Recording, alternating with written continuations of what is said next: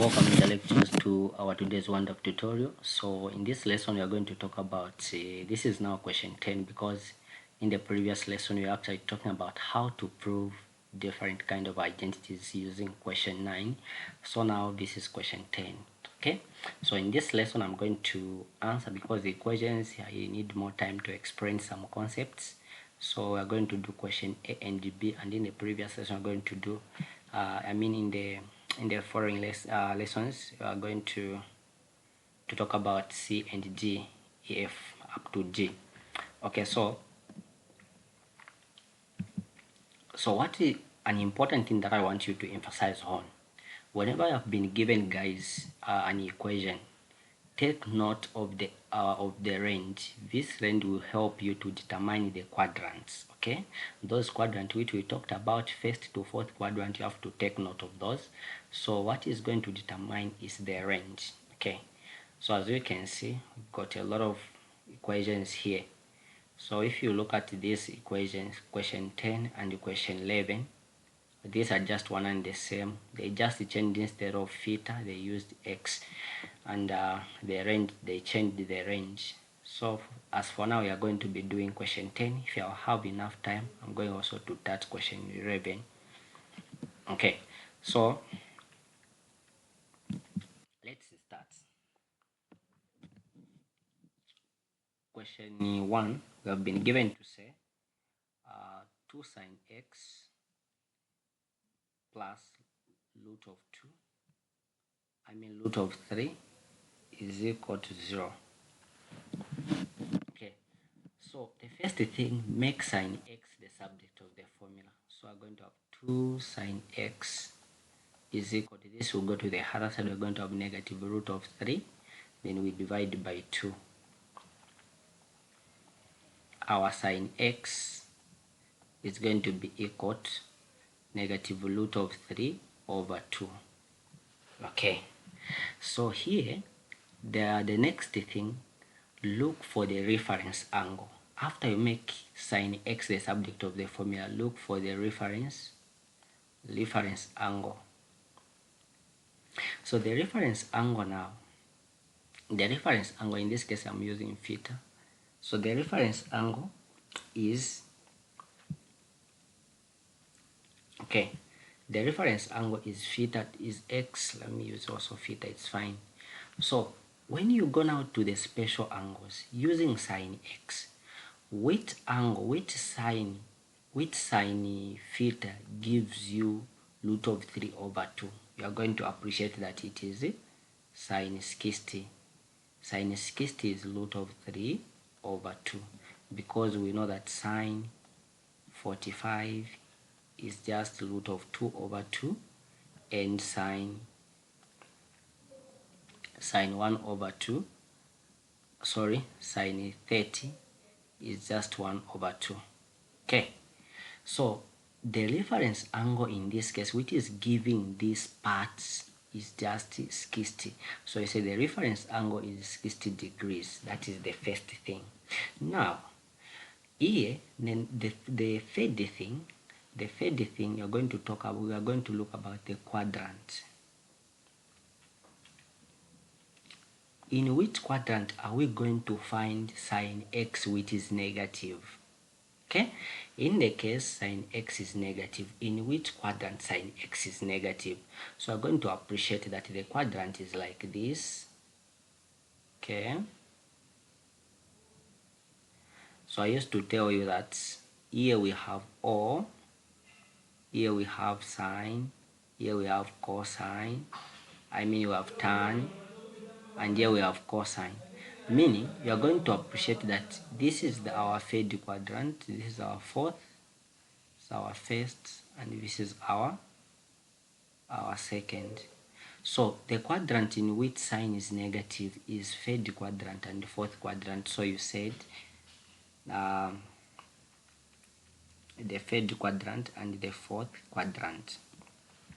So now, after knowing that, now we can find the value of x in both quadrant, quadrant third and quadrant fourth. So we are going to say in third quadrant, what do we know? What do we know in third quadrant? We know that in third quadrant, the angle theta, in this case is x, is going to be equal to, what do we do in third quadrant? We say the theta that has been given plus 180. So 180 plus theta. Okay.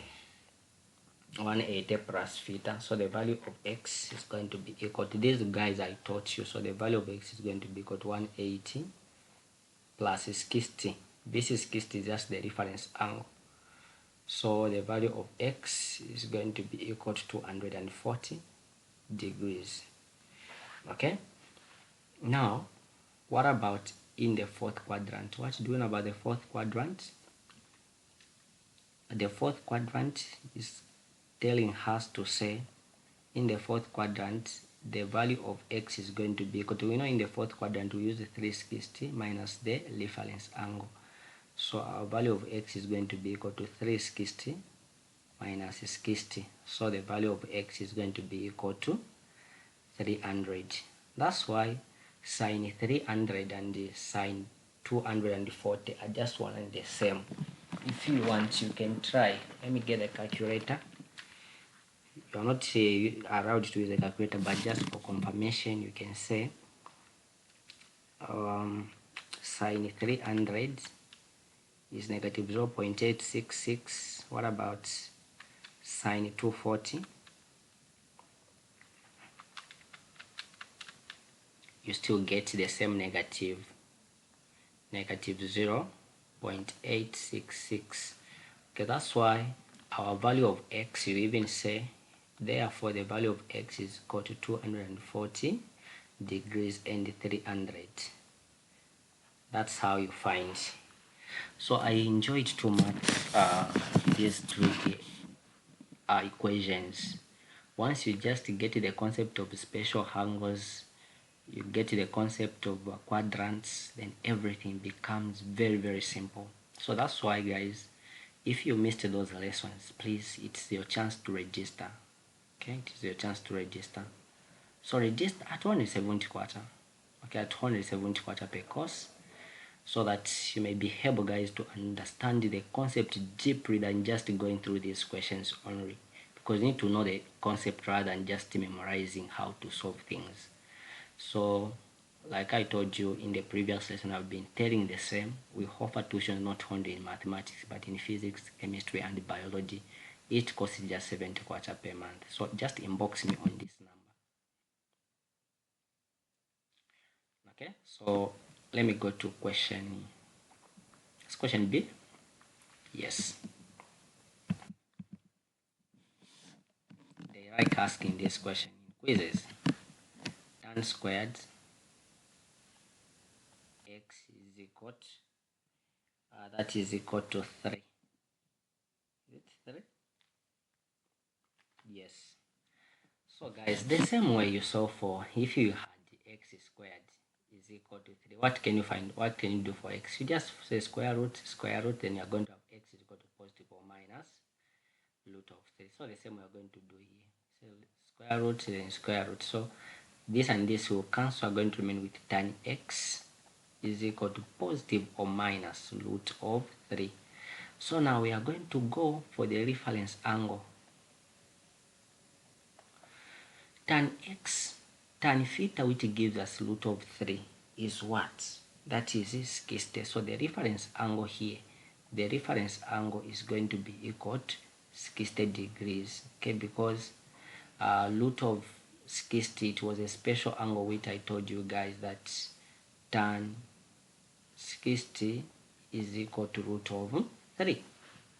So now, after knowing the reference angle, what is your next thing? We need to determine the quadrants. Okay? That is the order. So now, after knowing the quadrant, you can know that tan x is both positive and negative. That means it is in all quadrants. So in all the quadrants. All the quadrants. Because it is both positive and negative. So we are just going to start.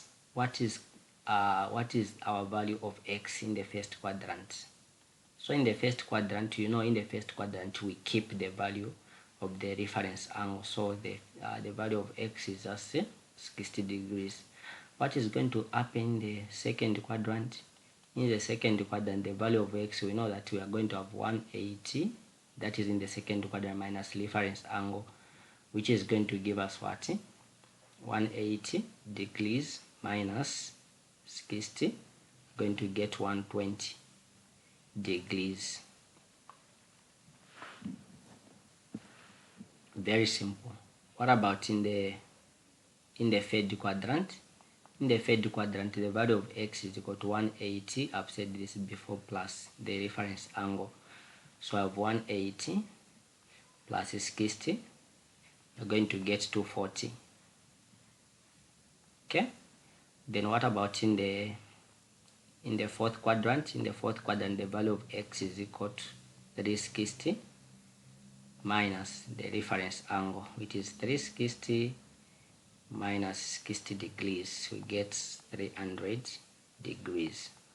So hence the value of x is equal to, we start with a small number, which is 60, 120, 240, and 300. So now the way MCQ questions may come, they can make you your first answer to be A is equal to, the value of x is 60 degrees. The B, your value of x is maybe 60 degrees and 240. So that's how they can confuse until one of the options has got all these. So just leaving one can cost you all the marks. So just to know how to deal with the quadrants. Okay, when you have positive or minus, just know that the answer we need should come from all the quadrants. Okay, so this is where we end on this lesson. In the next lesson, we are going to talk about an interesting parts of C and D. So thank you for watching, guys. See you in the next lesson. For you guys who want to join our tuitions, don't forget to WhatsApp me on this number right now before you wait for the next lesson, because we might forget.